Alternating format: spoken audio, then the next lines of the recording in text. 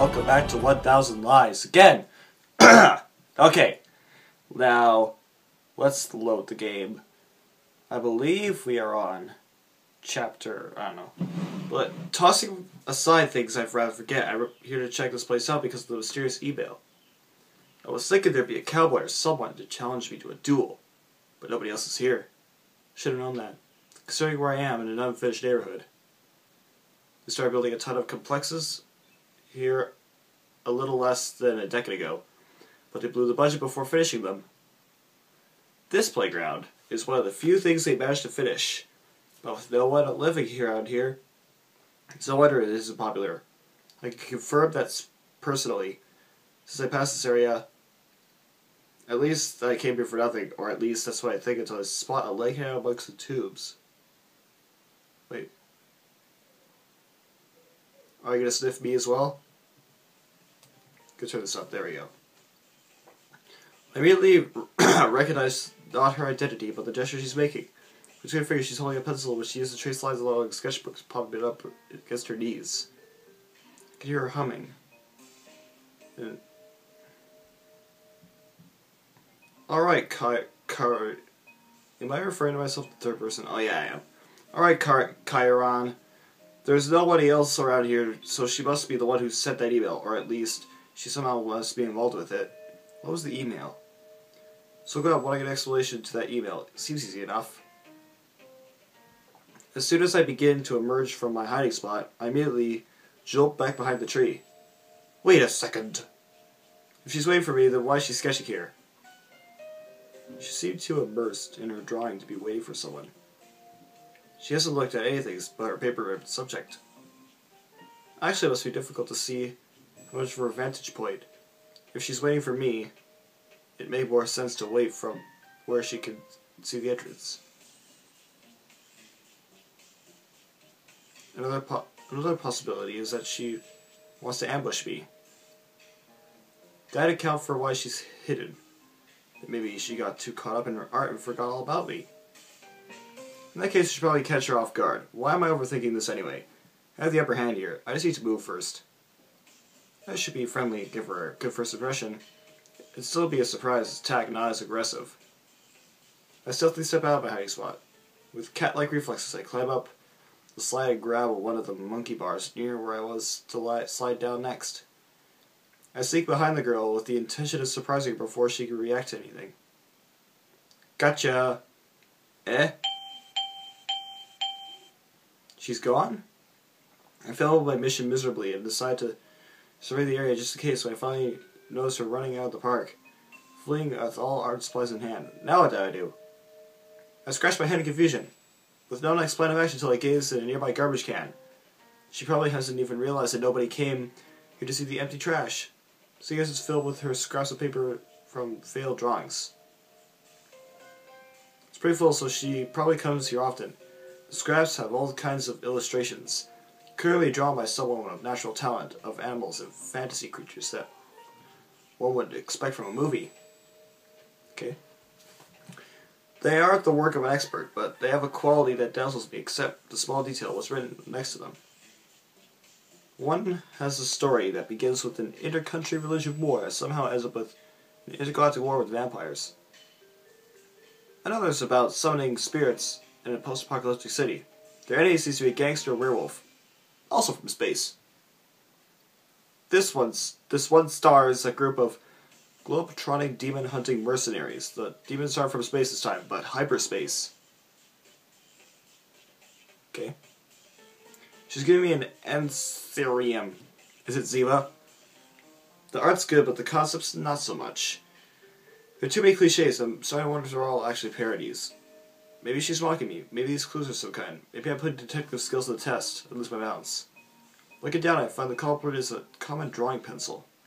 That's weird. I saw her using this a minute ago. She forgot to drop it like that. It must have been in a pretty big hurry. Then I realized something. This happened to me at the pond, too. I was talking out loud without noticing. She must have heard me for a while and rambled behind the tree. It must have scared her. That must be why she ran away. She has to be involved with that email business. I ran away because I was about to catch her. Or she did. What is this email? Is anyone going to tell me? Okay, I can't let things end like this, right? We have unfinished business, my dear nameless artist. 1,000 lies. This is chapter 4? Yeah, it is. No, wait, what am I doing? I mean, yeah, okay, maybe I just got caught up in all the excitement. Let's just say that sometimes I get lost in my thought and maybe lose control of myself. It's because of those kinds of situations that I'd rather take things slowly and consider my opinions first. When I decide to improvise, nothing good ever comes out of it. Leaving the playground, I tried to catch up with the mysterious girl before I lost sight of her, while also trying to be careful as not to let her see me. I couldn't just approach her without other people around. They might get the wrong ideas. She goes on the defensive or accuses me of something. Finding the ideal movement was essential, though, although I think my decision was bad since I decided to hide inside of a cardboard box. Oh, Chiron, you're so stupid.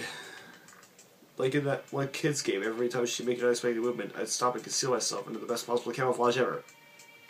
It's an easy task, considering my 35 years of experience as a triple agent for something most important spy agency in the world. Well, no, to be honest, it was just an excuse to spy on someone while I was hiding inside a cardboard box. It was on my bucket list. My intentions were good, and that's all that matters, right? It was a pity that everyone kept pointing me out. It sure didn't help my stalking. What's their problem with people who like hiding in cardboard boxes? If it becomes a trend, you'll all come begging me to help. Still, I have to say it was incredibly uncomfortable. It's a good thing I'm the kind of person who follows his convictions through the end, no matter what. By staying well hidden, I was able to continue following my target. After changing streets, the target changed directions at the intersection and went down a street I knew well, since I usually take it on my way to school. It was hard to keep up with her the whole way. I'm not good at sports. In fact, I'd say I'm below an average as a proficiency is concerned. Not that it's easy to sprint while wearing a box. Yeah, because that's totally easy, and everyone totally does that in the 21st century. That girl seemed to be competing for the 20-kilometer power walking Olympics. I got stuff on my desk. Walking gold medal. Why was she in such a hurry? We passed by a flight of stairs. That would have been a good place to stop. Take down the stairs and return home. Even I live nearby too. What a convenience. What a pity that my common sense was turned off and out of range. Maybe the cardboard box stopped the connection from getting through. Finally, we reached an apartment block, forcing me to leave my companion cube behind.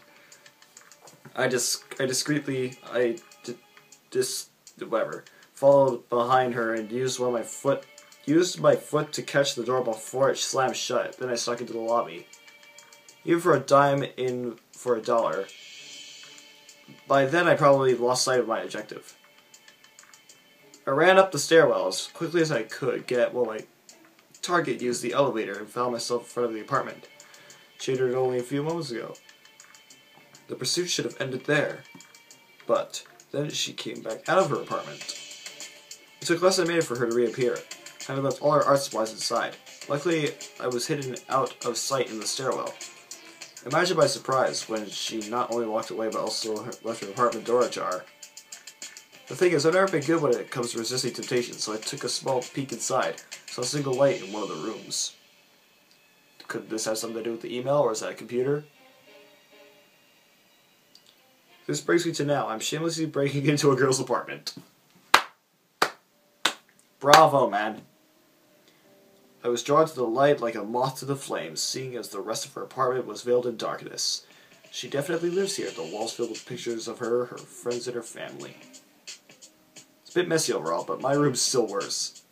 At least here I can actually see the floor. She has some sports trophies on display. The closest thing to trophies you can find in my room is my figure collection. Worst of all, I can't find any clues to the mystery. My package definitely isn't here. There definitely isn't evidence that she knows me somehow. I shrugged before deciding to leave, but not before returning to the pencil I found at the playground and placing it on her desk. I figure it's the least I can do now. At first I thought about leaving it with the rest of our supplies, but then I couldn't find them, so on the desk it goes. I make my way through the darkness and out of her apartment, quietly grumbling and wondering how I could be so unlucky.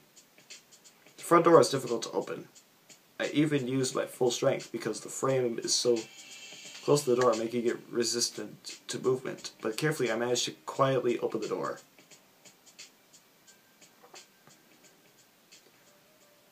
Ooh, busted. Isn't it hilarious how easily I could just close the door again? Sweat is suddenly pouring down my body quicker than any monsoon. She, the mysterious artist, is now standing at the other side of the door. Not that that's weird, considering this is her home, but why did she come back so soon? Why is she always in a hurry? Calm down, Karen, calm down. She's outside, she saw you, but this isn't the end of the world. Guys, I can jump out through the window. It's only the top floor, I can fly away. Yes, fly away. What am I saying? The adrenaline rush isn't letting me think it clearly. My mind is foggy, and it feels like my thoughts are at odds with each other. It sounds like a Shakespeare poem. On one hand, there's a chance that she's the culprit of the malevolent email. If that's the case, then she won't think it's weird that I'm here we can talk through. On the other hand, she might not have anything to do with it. It looks like I'm just the common thief who sneaks into my victims' homes. This should be for me here. Wait a minute. Good idea. It's better than trying to fly away. It's good for me. I don't know if it'll help me, but it's already too late. I'll have to try. Take a deep breath, release it, then embrace myself, so speak quietly so enough that the artist wouldn't have a chance to respond until I'm done. Oh, hello, in the name of freedom. Haha, this is second floor, not third, right? You commies sure build weird houses. In America, we build real houses. But the first floor is none of that ground floor crap. Why you gotta call it ground floor anyway? It's, okay, these are really bad words. Ah, my gosh. Okay, I decided to get into character and speak with the accomplishment of a true American hero, the grace of one that founded the fathers of the Constitution. Remember my name, little girl, because I'm only seeing it once. The name's John. John Mackenzie. I'm pretty sure that's a Canadian president. Wait, no, never mind. Point withdrawn. The lights suddenly go off and I opt to take the opportunity to run to the stairwell and flee like a hillbilly taking shots at me. We'll have to say that's a miracle to take the soul of Benjamin Franklin summoned by my patriotism who then destroyed the electrical system. Sadly that wasn't. Thanks to the automatic timer on the apartment who turns off the porch lights every several minutes to conserve energy. It wasn't part of the plan, but it ran with it anyways. What I'm focusing on right now is escaping the room as quickly as possible. I'm running out of time after all. The lights will soon come on again, and... Thief! I knew it. I was supposed to be the good guy. How did I turn off like this? And why did I pretend like in America it was a good thing? I should get some distance, I guess. I'm cursed by bad luck when I hear the sound of the elevator moving. It must be the girl trying to catch me. I'm already bad at improvising, but this is way worse than under pressure.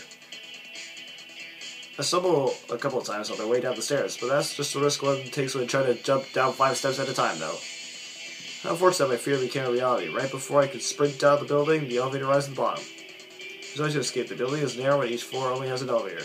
A set of stairs, 2 apartments. I could try to push my way out, but I don't want to assault charge on these 2, so... which would probably be considered my awful luck. I decided to run back up the flights of stairs, which the apartment doors behind me does, revealing one of its other residents. What was that scream just now? I came from upstairs. Everything alright? Well, a distracted tenant goes upstairs, taking the opportunity to sneak into his apartment before he returns. Yes, I am sneaking into another apartment. So what? Who even cares at this point? I'm having a brain fart for too long now. I can't think. After I entered the apartment, I pushed aside the curtains, concealing the glass doors to the balcony and walked onto it. There doesn't seem to be anyone else in the apartment, and I can't come up with any other ways to escape. Shrouded by darkness, yada yada yada. Sure. I make sure the falls less than 3 feet and I'm out. I'm gonna guess that. For some reason, though, I can't stop laughing. So this is chapter 5 now. Oh, never mind, it's chapter 2. What am I doing? Okay, never mind. I'm just gonna rename all the other episodes chapter 1. Just a need. I'm tired and school isn't exactly my favorite place in the world. What am I missing to become a real hell on earth? Ha ha ha ha. Wait, give me a second. My stats are too much. So he decided to go to the playground and found a girl there. He followed her. Some kind of pervert. Yada yada. Yeah, that's right. Ha ha ha. I like I want to tell Mr. and Mrs. Snoopy. Okay, then. It's not funny, Campanero. You always complain about how too much I seem like a foreigner because I mix languages. You don't know how to pretend to be who? John something? Don't remind me. What joke? My terrible accent only made it worse. For once, I envy your linguistic ability. Don't get used to it. Not really. I'm only confident. Because I've lived abroad. That's all. We already get the point, Car. It's important to us as men. That girl. Let's go 1 to 10. How hot was she? Oh, man. Do you really think I have time to notice that? From your reaction, I bet she was a solid 8. Is that not your answer? Okay. Well, I'll leave this episode here. Thank you so much for watching this video. If you like this video, see more videos. Then give this video a like. Comment down below what you thought of my cardboard box and my escaping or whatever. And as always, I'll see you guys in the next video. Bye-bye!